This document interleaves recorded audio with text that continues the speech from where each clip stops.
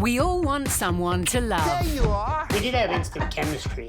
It's awesome. But you've never seen love like this before. Age playing makes us stronger as a couple. Provocative. Daly and I have always been polyamorous, vampires. Eye-opening. To see Monica getting bigger just makes me feel proud. Outrageous. I'm wired towards older women. Proving there's always someone for everyone. This is the woman of my dreams. Hi. Or something. Love you, Vanilla. So sexy. This is Extreme Love Stories. Tonight on Extreme Love Stories, this man is a slave to love. Already? And everything that comes with it.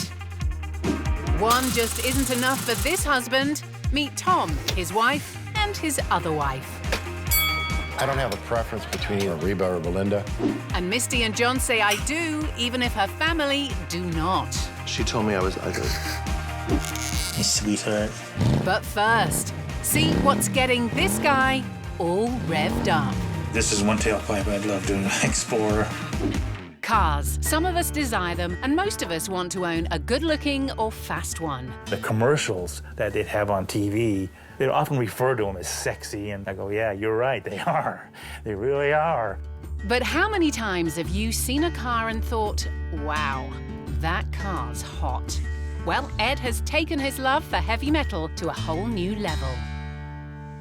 Beautiful face. Hey, sweetheart.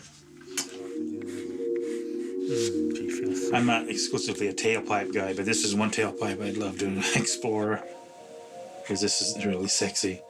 You see, Ed has sexual relations with cars. It all began at the tender age of 11. I first developed an attraction to cars in about 1965. The first sexual impulses that I had was a model that I bought, the Aston Martin DB5. I took that to bed with me and just cuddled it close to me and kissed it and all. Rubbing its tires between my legs and having my arms around it just really is exciting. And by the time he was a teenager, Ed's urges got the better of him. And he took his first steps to consummating his carnal desires. The first time I ever left my home and went outside was at the neighbor's Volkswagen Beetle. It was late at night, and I was very gentle, and I got a chance to hug and kiss, and those are the early days, and they went on for quite a while. But every kid at that age awakens to their libidinal energy, and it's part of life. But with me, it was secretive and intense and certainly different, to say the least. But is it only cars that get Ed's motor running? I knew a couple of girlfriends in high school that I dated, but I never really have a sexual relationship with them. It was more just hugging and kissing, and I always felt like when I went to parties and people were hanging around, having a good time with each other, and I'd often think, I want to go outside and see who's parked outside in the parking lot, and I did that a couple of times. But I kept gravitating towards something other than a standard man-woman relationship. I loved cars. He's since gone on to be quite the Casanova, and he's made it to fourth gear with over 1,000 models. It progressed to a point where it was more frequent masturbation techniques. It became more and more important to me to express myself with them as a almost living entity. It varied anywhere between once a week to 3 times a month. Pretty much stayed at that level for quite a while. But with Ed's vehicle fetish taking off, what shocking object will he have sex with next? This is exactly the position I was in when I had an orgasm. If you thought Ed's relationship was racy, you won't believe what's whipping our next couple into a frenzy. In New Jersey, 35-year-old Dahlia ditched her vanilla lifestyle for something with a bit more kink. I did the normal housewife thing. There were things that were missing. I wanted some more excitement. I started meeting more kinky people and going to fetish parties. And then it just became part of my life. It was then that she met her boyfriend, John. I was like, wow, this girl could really whip. Like, she has the wrist action. But Dahlia has two men in her life, her boyfriend... Hurry up, let's go. ...and her slave, Fluffy. Don't make us wait for you. I have lifestyle slaves who serve me 24/7. Are my feet stinky? And I have slaves that are here that will come and bring my groceries, do cleaning, do laundry, things like that. Goddess, how many eggs do you want? 2, scrambled. Well, her and I actually met at some fetish parties in New York City.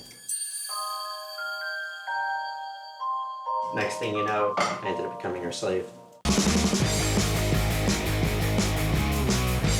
If Fluffy were to say no to me, pigs would be flying. Slaves don't really get a lot of opportunity to say no. Yes is a good word. Good boy. In our dynamic, I actually get more out of the tease than I do out of actually going through with anything sexual. You might be able to zip it. It's definitely sexual, but it's not sexual in a way traditionally people would think. I don't have sex with my subs.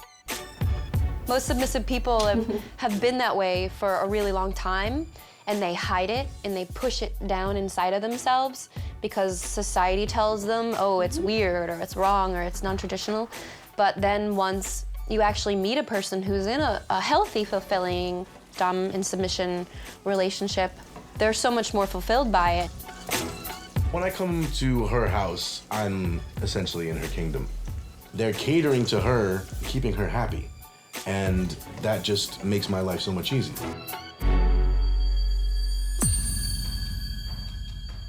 My desire being a slave is I like to make my goddess happy. I do pretty much anything that she asks of me.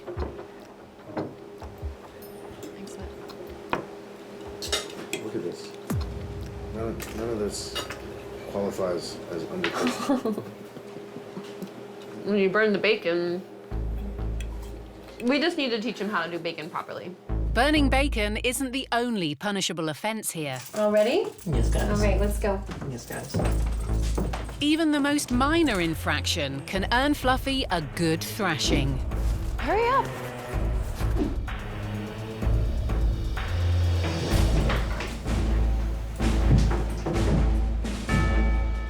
Which is exactly what he's after. Okay, let's see. Arms up. My limits are higher than most. I mean, there's things that I could do that a lot of people can't do.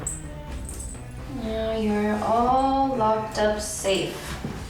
Where are you going? Nowhere, guys. Nowhere. And it's something that I plan on doing forever. I'm gonna be like an old lady with like slaves pushing my, pushing my wheelchair. Thank you, guys.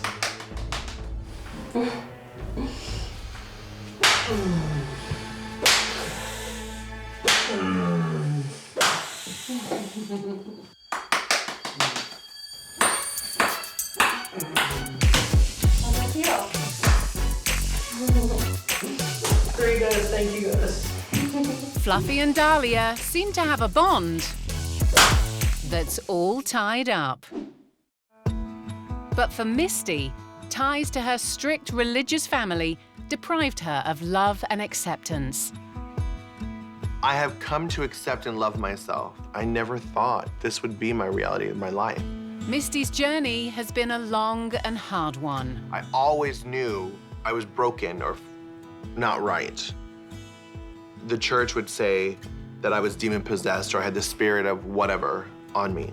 And for all of her 42 years, love has been elusive. I am attracted to maturity and stability. All of my guys have been like 10, 13, 14, 15 years older than me. But all my exes were gay. I pretended to be a man for many years, and I pretended to be gay for many years because I thought that's what I was. I knew I was attracted to men, and therefore I must be gay. I didn't realize all along I was a straight woman. Misty was born a man, but began transitioning to female in her early 20s when she moved to Florida. Over the next several years, she had surgeries to permanently alter her appearance, but she hasn't yet had bottom surgery. It's so weird to look at these pictures and remember I used to pretend to be male. Most trans people burn or destroy any picture of them pre-transition. I don't know why I never did. I always grew my hair long. I wanted to feel pretty. I wanted to feel feminine. I knew that I was a little girl at 2 years old. Even as a little kid, look at my toys were pink. While Misty was struggling with finding her identity, 3,000 miles away in the inner city, John was facing his own life struggles. I was born in Chicago, Illinois, on the north side. It's like a war zone. I literally lived in between 5 gangs, rival gangs in my neighborhood. I grew up street boxing. As a tough 26-year-old, John had plenty of women to choose from. I love the shape of a woman.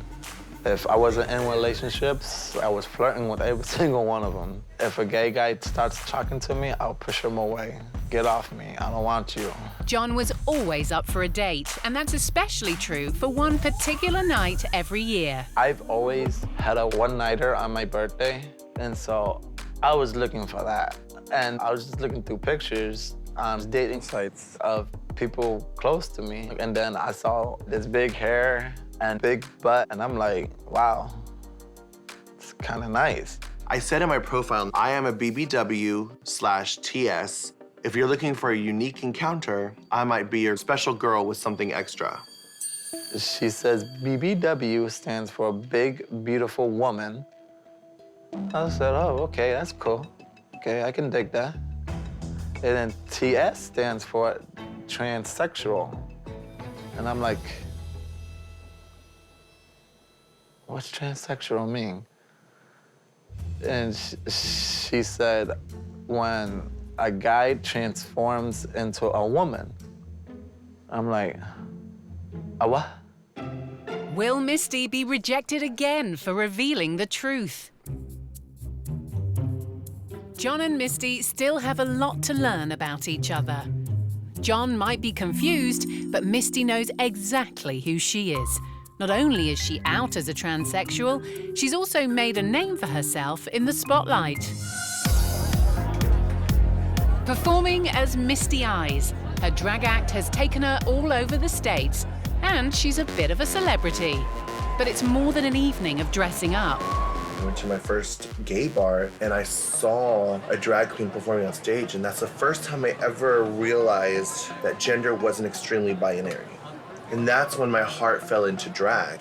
And it wasn't until years later that I realized I wasn't just a drag queen. This was my life. This was all new to John, and suddenly all communication halted. I deleted him from my phone already. I was like, psh, whatever. Like, no love lost. The two hit a road bump. Misty dumped John before they had even had a chance to meet. But John wasn't willing to give up so easily. I was Googling. I had a lot of porn sites. I watched a video or two and said, okay, this might be interesting. Something in my mind just said, give it a try. The first night we were together, I didn't think we were going to have intimacy relations. Until I gave her a massage. He gave me a massage, and I think that relaxed me, and it relaxed him. And then during the massage, he's like, can I take off your bra? And I'm like, if you want to. And he was like, can I take off your panties? And I'm like, if you want to. And then a full 7 hours, we just on and off. He completed 3 orgasms our first night. Yeah. It was a very physical night. Sounds like one hell of a first date. The first 2 weeks of our relationship, though, he completely ignored this part of my body. But has John finally come to accept all of Misty? Every once in a while, when he's really horny, he'll come in and be like, hey, baby, try to no. kickstart me, or... This is what I say. Oh, what do you say? What do we got over here? What are we getting over here? Surprise! And has Misty embraced every part of John? He wasn't my initial image of what I thought was my soulmate or my partner. And I fell in love with John without my permission. After 3 years together, they're planning on taking their relationship to the next level. I never thought that somebody would love me unconditionally. This man wants to spend the rest of his life with me. I'm there for one person only. I'm just really super excited to marry this man. But not everyone is as happy about the marriage. My dad sat us down and said, look, I don't believe in gay marriage, and we are not coming to your wedding. Will Misty's family rejection ruin her big day? While family trouble is brewing in Florida, at a carnival in Ohio, Pastor Tom is walking into a potential circus with his unique family arrangement. My name's Tom Miller. This is my wife of 7 years. This is my wife, Belinda. They're going to be one of the lovely ladies of the thorn in the middle. The thorn in the middle. There we go. Okay, we're... Met Belinda at Casa di Carfanga's Deli and made eye contact with her and just asked her if we can go out for a cup of coffee. What? Ain't right. Ain't right. I asked her to marry me like 11 months after I met her. But Tom has another story about how he met his wife, because that isn't their daughter. That's Tom's second, much younger wife, Reba. We've been married 5 months now, and we're the newlyweds, part of the family, but we're together, we're a family. Yes. This is the Millers. That's right, 60-year-old Tom has 2 wives, and Reba is only 19. We first discussed polygamy years ago, and I believe Belinda brought it up. Well, me and my husband have longed for years to add to our family, both as a wife and possible children. And we finally found this beautiful young lady that fits. I'd known Reba for a long time, but then she moved away and hadn't seen her for years. Belinda and I were operating a food pantry that we have at the church, and Reba just came running across the parking lot. She hugged me, and I was like, that wasn't a normal hug. I wanted to keep hugging her. And I realized, wow, I'm really appreciating her as a woman. At first, like, when he came to me and asked me, you know, hey, would you want to date?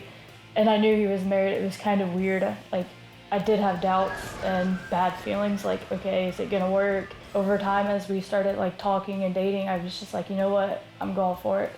I was like, my heart's in it, I love him to death. Not everyone accepted their relationship easily. One of the biggest things we had to conquer is the fact that I knew her when she was younger. I knew her when she was a minor. I didn't know her the way I know her now. We didn't date. The fact that I knew her before she was an adult did bother her family at first. Took them a while to come around to it. And wherever they go, the threesome are constantly questioned. I have 2 hours. We get stared at a lot. We don't wear a big sign saying, you know, I'm married to 2 women. And I have had people say, you know, why would you want more than one of them? Well, look at them, they're beautiful women.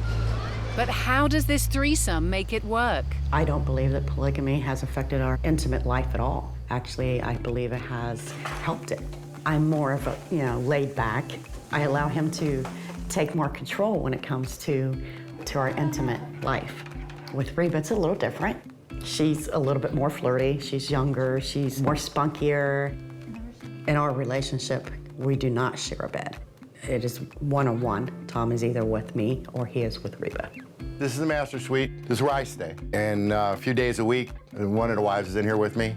They actually moved on to another room when the nights they're not spending with me. Jealousy for me is not an issue because I enjoy the type of relationship that we do. And I'm confident and secure with my husband.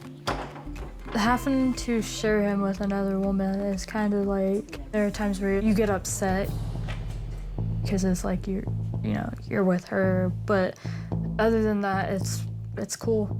I'm not the jealous type. I don't have a preference between either Reba or Belinda. I mean, there's times when I want to be with one of them. It's not like I prefer her over the other woman in any emotional, spiritual, or sexual way. There's not a preference. During the day, whether or not it's our night to spend with our husband, we are his wives. He kisses and hugs with me, he kisses, hugs with Reba, and he is as in love with Reba as he is with me. If you're a jealous person, then you should never get in this type of relationship because it'll never work. Tom is a pastor, and his interpretation of the Bible backs up the decision to be polygamous. Come on, ladies. The Bible speaks of many, many men having more than one wife, and we believe that it was right for us to do. We're in the sanctuary now. We're actually in the sanctuary of the church. We asked Almighty God into our marriage, because if we don't put him first, it all goes asunder. Belinda has 7 children from previous relationships, but because polygamy is illegal, it's led to a heartbreaking situation. Our children were taken from us by children's services, coming up with a whole bunch of dumb things to support taking the children, and we were told flat out that we would never have our children back in the home if we believed in any type of polygamy. But despite all of this, they're about to add another person to the family. I'm happy that we're having a child. But will they be allowed to keep their baby? Ed is a car enthusiast. But in the 80s, his affections expanded beyond the bumper. In 1984, Knight Rider was running on television, and then eventually Airwolf, the helicopter, came on, and it just continued to culminate into almost a festive celebration of my affection. And Ed's been lucky enough to hook up with one of the stars of the silver screen. This is one of my fondest helicopters, and I've had an opportunity to, in broad daylight, literally make love to the real thing. And spent 4 hours taking pictures of her. There wasn't anybody around. I mean, I felt like I can't leave here without doing something special with her. And I swear it was she, the helicopter was feeding back to me. It just took a few minutes, but I felt like if I don't do this, I'm gonna be really, really sorry that I didn't. She felt out of this world. It was, I can't explain it. It just, this is exactly the position I was in when I had an orgasm.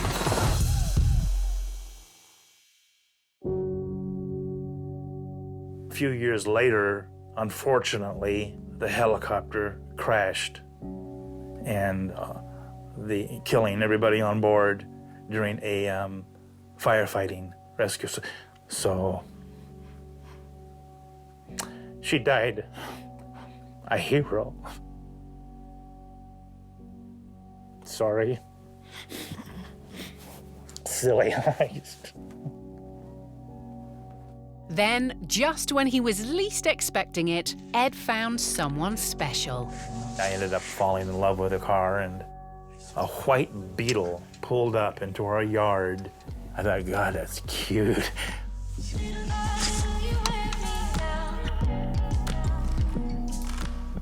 It was that car. She came into my life. She was meant for me. When I hold Vanilla in my arms, there's a powerful energy that comes from her. I love you, Vanilla. If anything would ever happen to her, I'd be more than heartbroken.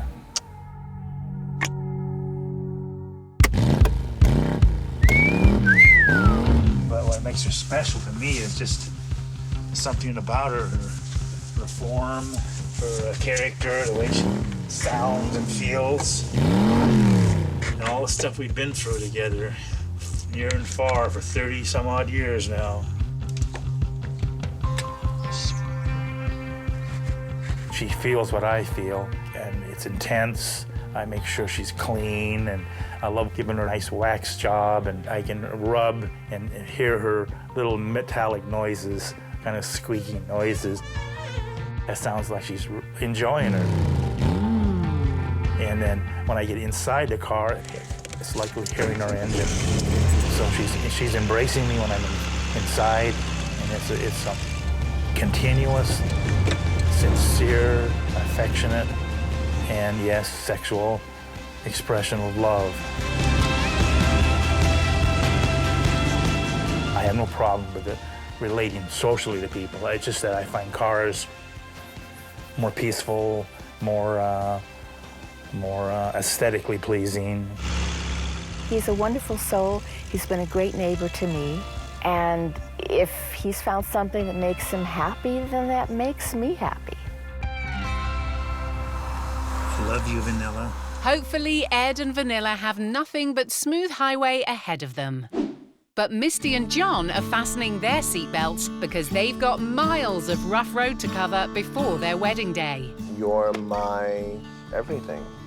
You're my darling angel. I'm not gonna cry today, so stop. Pull it together, Misty. You've got a wedding in 2 days. These two are deliriously happy, and John's family are very much a part of the wedding. About 2 weeks into our relationship, John's father called me and was like, Misty, I'm John's father. And I'm like, hi, John's father. And he's like, I want you to know that I have never seen my son happy in his whole life. And the pictures of the two of you on Facebook, he glows in a way I've never seen him. John is so happy, and John loves you so much.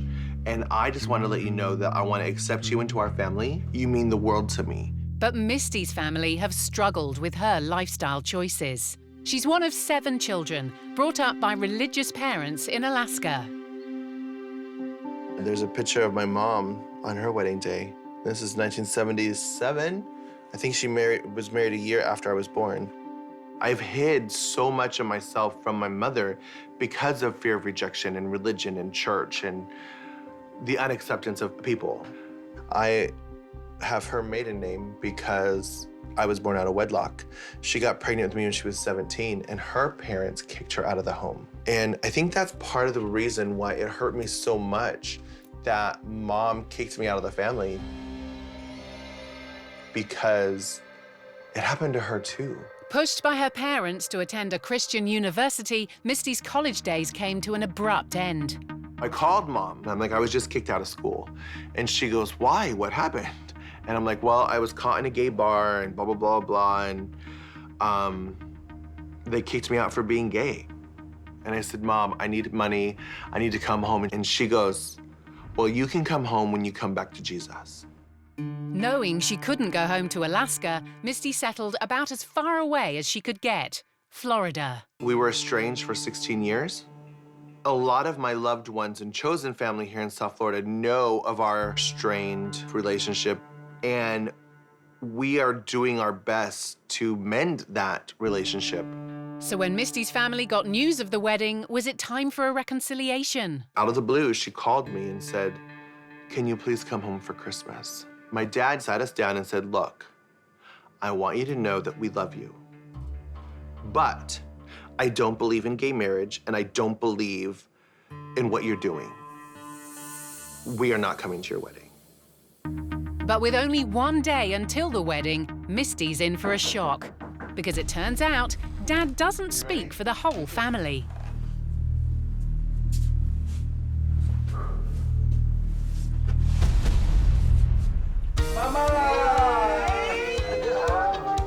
Her mum and brother have come all the way from Alaska for the wedding. You want someone that you love to be loved, you know? And you want them to be supported and cared for. I know that she moved mountains to be here. I knew how much it meant to Misty, and therefore it meant a lot to me to be here. It meant a lot to be here. All I see is tail. With mother and daughter reunited, will Mum see Misty as a beautiful bride, or will the old prejudices return? First time my mother saw a picture of me as a woman, she told me I was ugly, that I was hideous, and I should stop.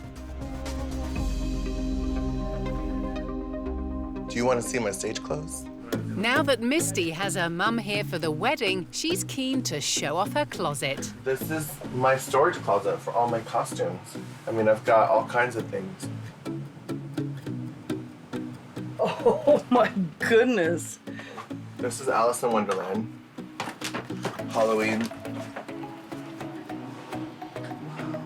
This is a cowgirl, leather fantasy, geisha. A lot of it I made myself. Like this. How many pairs of shoes do you have? I just give away so much. Maybe, at one point I probably had 400 pairs. Lots of stuff. Yes.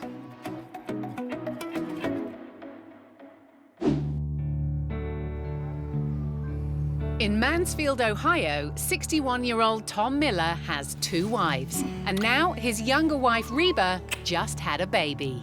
We have a right to have a child. All 3 have a right to love her and be a family. It was everybody's idea to have a baby. Belinda and I have always wanted another child in the family. It just felt right. Reba's mommy and Belinda's mama. It's her baby, too. I felt very excited when she was born, and I felt just as if she was just part of me, as she was a part of them. My baby. Yes. Our baby. Our baby. It would be nice if we were accepted.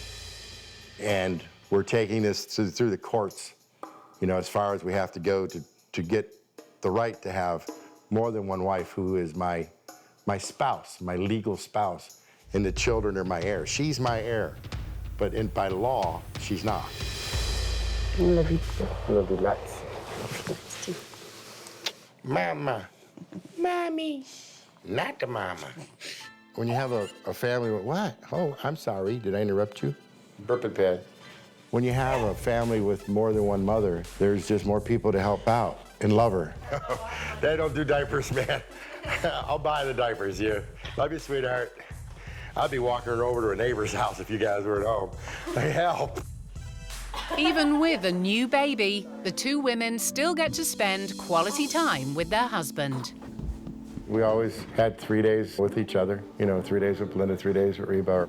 And the baby's just the baby. She's just here with us, so wherever she's at, she's there. It doesn't change because I'm with Belinda or Reba. Get out of my way. We all pretty much share in her care about. The only thing that Reba probably does more than we do is feeding her. But with the little one's arrival, the threesome are getting criticized from all sides. Christians have come against us more than anybody. What do I care about a whole bunch of Facebook nobodies? If you get in a mudslinging contest with a pig, you will lose. For some people, the age difference is a problem. They don't see it being right. I don't care how old he is. Some of my children are upset that I have a young wife. It's my business, it's our business. Now, I'm living my life, and that's what I think my children should do as well. However, their battle has been raging beyond Facebook and family. 2 of Belinda's children have been taken into care by the state, and she believes their polygamous lifestyle is to blame. You know, we're not hurting anybody. We're not hurting our children. We're not brainwashing our children. We're not this freak cult out there in the middle of some compound telling them this is what they need to do. It's just horrible. Hi. A lot of nights that you cry. It's not an easy road. My hope is that Judge will turn around and see that he's done something terribly wrong and how much he's hurt this family. The Millers are passionate about their right to live this way, but the legal case is still ongoing. However, Belinda's daughter Jamie takes a positive view of this unconventional setup. I would consider being a sister wife and living like this. Because I believe in sister wives. I don't see anything wrong with it. Having more than one wife helps the household a lot. Reba may be a year older than me, but I still consider her a mom. They hope they find acceptance in the future from their families and their community. While Tom might need 2 brides in his life, Misty has found the one and only man she needs. It's a big moment for Misty. Hi. It's time to show her mum the all-important dress. My mother's never seen me in a dress before this trip. You dream of this day your whole life, and you want everything to be perfect, and you want to feel pretty.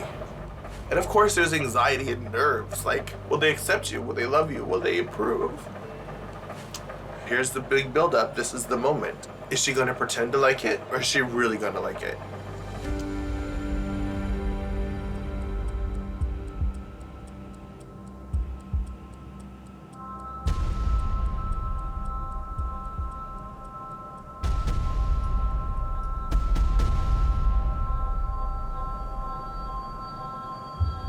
Isn't it pretty?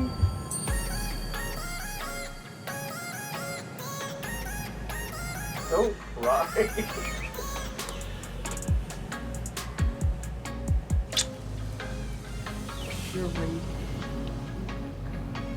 Misty finally has what she's always wanted, her mum's approval.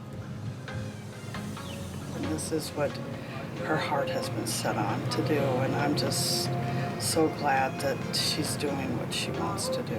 She looked very beautiful coming out in the dress. Yeah, it was like, this is my moment. It was intense. It was magical. I felt their approval in their faces before I felt it with their words. Like, just walking out, you could just see them light up. And then they both got tearful, and I'm like, you really like it. And you really accept it and approve it. I truly felt like Cinderella. Oh my goodness, I can be the pretty, pretty princess.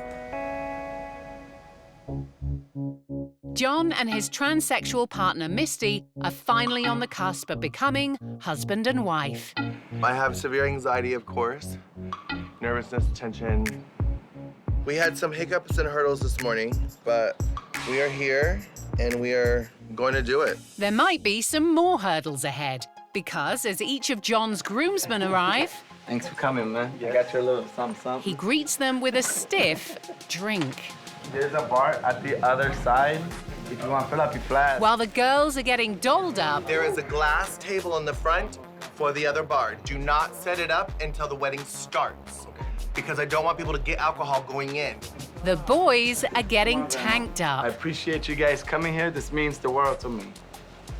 Yes. Cheers. John and Misty. John and Misty. Yes. Now, if we do that every time a grave's in our eyes, we're gonna be trolled. Nah, no one's getting this. There's no more left. Nope. Suddenly, the heavens open. Some of Misty's bridal party still haven't arrived. We are backstage in the bridal quarters getting ready. The rain kind of delayed things, so a lot of the girls are just showing up. But it isn't only outside where the waterworks are happening. I'm in that place right now. Like, I don't want to cry, but I feel anxiety and a well of emotions. All of a sudden, it hit me like it's happening right now, and there's a whole bunch of people in there. Whew. Despite all the drama, everything is finally coming together.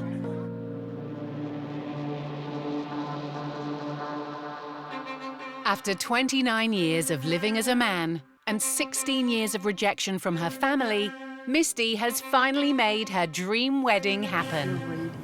And now, this woman will marry the man of her dreams.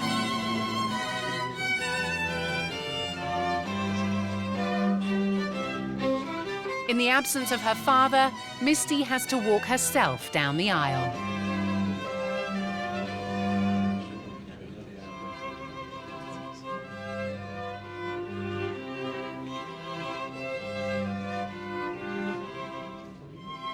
We are gathered here today in the sign of God and the presence of friends and loved ones. When I was a little girl, I prayed for my future husband.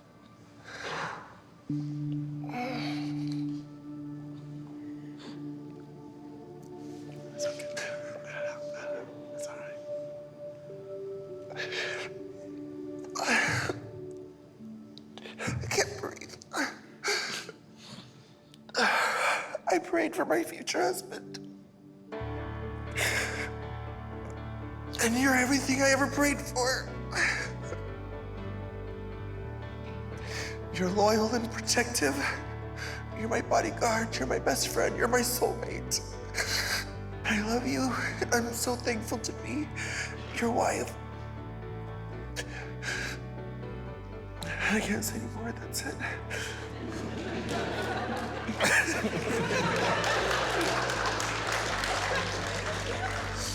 Having you in my life means the world to me. Having you as a life partner is God's gift to me.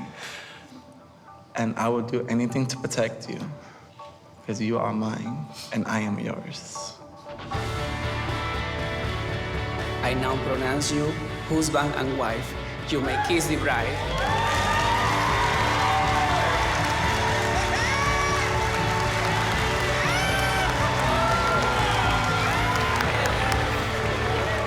What shocked me the most about the ceremony is when I opened the doors and saw all that love and felt all that joy. And those people are here for us, you know?